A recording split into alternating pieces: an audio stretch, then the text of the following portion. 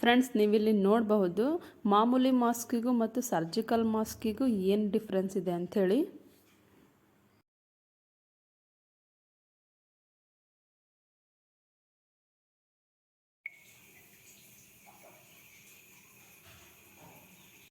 Hi friends, ಹೇಗಿದ್ದೀರಾ ಎಲ್ಲರೂ? Welcome back to my channel.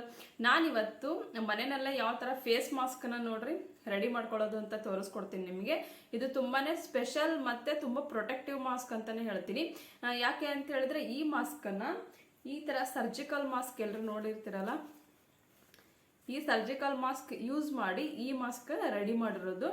So ಈಗ ನಾನು ಇದನ್ನು ವೇರ್ ಮಾಡ್ಕೊಡೋದು ತೋರಿಸ್ತೀನಿ ನಿಮಗೆ.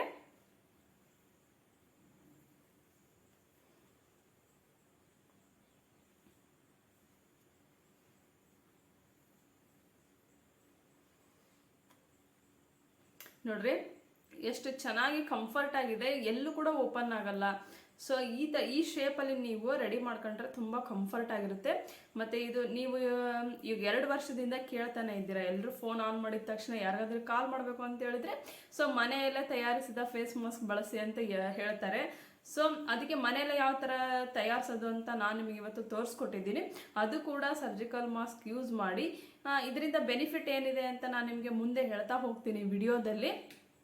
ಸೊ ಈ ಥರ ರೆಡಿ ಮಾಡ್ಕೊಂಡು ಯೂಸ್ ಮಾಡಿರಿ, ನೀವು ಆಮೇಲೆ ಕಮೆಂಟ್ ಮಾಡಿ ನನಗೆ. ಸೊ ವಿಡಿಯೋನ ನೋಡ್ಕೊಂಡು ಬರೋಣವ ಈಗ. ಫ್ರೆಂಡ್ಸ್, ಮೊದಲಿಗೆ ನಾವು ಈ ಥರ ಪತ್ರಂ ರೆಡಿ ಮಾಡ್ಕೋಬೇಕಾಕತಿ. ಸೊ ಇಲ್ಲಿ ಅಗಲ ನಾನು ಫಸ್ಟ್ 4.5 ಇಂಚು ಮಾರ್ಕ್ ಮಾಡ್ಕೊಂಡೇನಿ, ಉದ್ದ 5.5 ಇಂಚಷ್ಟು ಮಾರ್ಕ್ ಮಾಡ್ಕೊಂಡೇನಿ. ಇವಾಗ ನಾನು ತೋರಿಸ್ತಾ ಇರೋ ಮೆಜರ್ಮೆಂಟು ಲೇಡೀಸ್ಗೆ ಪರ್ಫೆಕ್ಟ್ ಆಗುತ್ತೆ ಇದು ಮೆಜರ್ಮೆಂಟು. ಸೊ ಮತ್ತು ಜೆಂಟ್ಸಿಗಾದರೆ ಸ್ವಲ್ಪ ಜಾಸ್ತಿ ತೊಗೋಬೇಕಾಗತ್ತೆ. ಸೊ ಇವಾಗ ನಾನು ಅದನ್ನು ನೀಟಾಗಿ ಕಟ್ ಮಾಡ್ಕೊಂಡ್ಬಿಡ್ತೀನಿ ಒಂದು ಕಡೆ. ಸೊ ಕಟ್ ಮಾಡ್ಕೊಂಡ್ಮೇಲೆ ಕರೆಕ್ಟಾಗಿ 2.25 ಇಂಚಿಗೆ ನಾವು ಈ ಥರ ಮಧ್ಯಕ್ಕೆ ಕರೆಕ್ಟಾಗಿ ಫೋಲ್ಡ್ ಮಾಡ್ಕೋಬೇಕು. ಅದನ್ನು ಈ ಥರ ಫೋಲ್ಡ್ ಮಾಡ್ಕೊಂಡ್ಮೇಲೆ ಕೆಳಗಡೆ 1 ಇಂಚಿಗೆ ಮಾರ್ಕ್ ಮಾಡ್ಕೋಬೇಕು.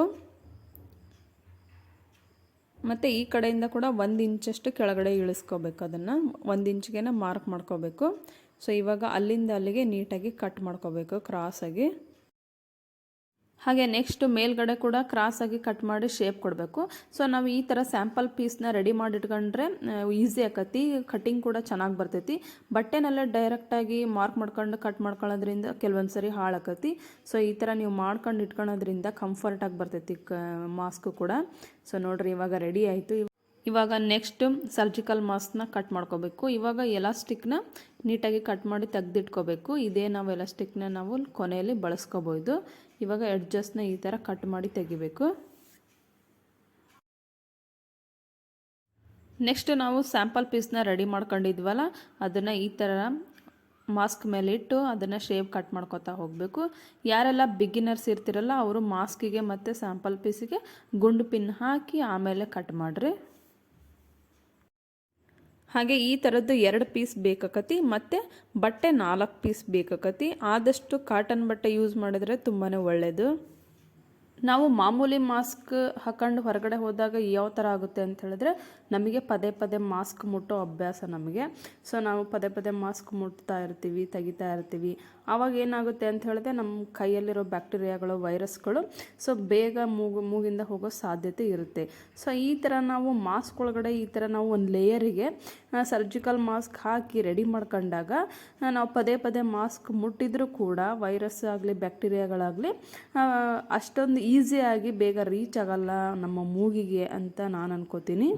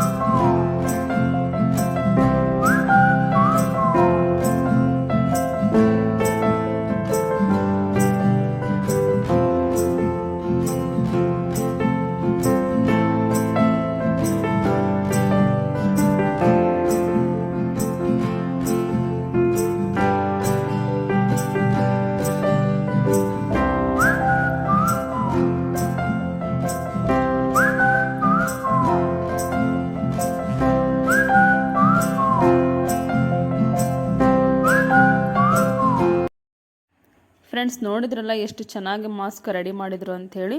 ಸೊ ಮಾಸ್ಕ್ ರೆಡಿ ಮಾಡಿದ್ದು ನಮ್ಮ ಬಾವರು, ಅವರು ಬೈ ಪ್ರೊಫೆಷನ್ನೇ ಟೈಲರು. ಸೊ ಹಾಗಾಗಿ ಅವರ ವರ್ಕ್ ಯಾವಾಗಲೂ ಪರ್ಫೆಕ್ಟ್ ಆಗಿರುತ್ತೆ. ಸೊ ಈ ಮಾಸ್ಕ್ನ ನಾನು ನಿಮಗೆ ರಿವ್ಯೂ ಕೊಡ್ತೀನಿ ಯಾವ ಥರ ಅಂತ ಹೇಳಿದ್ರೆ, ಇವಾಗ ನೀವು ನೋಡ್ತಾ ಇರ್ಬೋದು, ಇದು ಮಾಮೂಲಿ ಮಾಸ್ಕ್, ಸರ್ಜಿಕಲ್ ಮಾಸ್ಕ್ ಒಳಗಡೆ ಹಾಕಿಲ್ಲ, ಮಾಮೂಲಿ ಬಟ್ಟೆನಲ್ಲೇ ಇದು ರೆಡಿ ಮಾಡಿರೋ ಮಾಸ್ಕು. ಇದರಲ್ಲಿ ನಾವು ನೀರು ಹಾಕಿದಾಗ ಸೊ ನೋಡ್ರಿ ಯಾವ ಥರ ನೀರನ್ನ ಇದು ಬಿಟ್ಕೊಡುತ್ತೆ ಈಸಿಯಾಗಿ ಅಂಥೇಳಿ.